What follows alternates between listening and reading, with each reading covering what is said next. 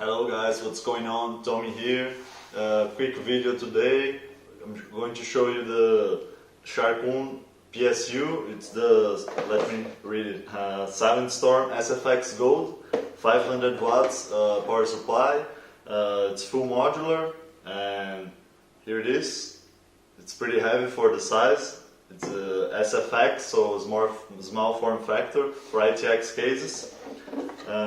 So I already opened here the box. I'm going to show you what's included.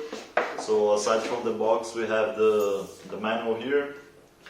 Okay. Since it's fully modular, so all the cables they come in this box, this little bag over here. The AC adapter was also included.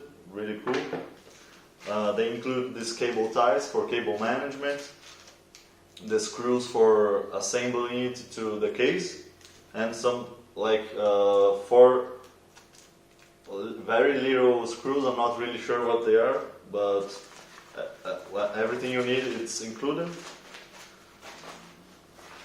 So the cables we have, of course, the 24 pin. We have 8 pin for your motherboard. We have, this is a SATA connector, so you have 2 SATA here, 1 Molex in the end, probably for plugging in the Molex to IDE adapter. Not going to use that for sure. So here it's a 3. No, it's the same cable here, so they're similar. Both have 2 SATA and 1 Molex in the end. Yeah, really nice. And there's only one GPU cable. Of course, with this power 500 watts, you're not going to plug 2 GPUs anyway. And so this is a 2x8 pin. Some models of the 3000 series from NVIDIA, they have 3 8-pin inputs in the GPU. So that's not going to be compatible, but I think they require a higher wattage anyway, PSU. So that's it. It's done.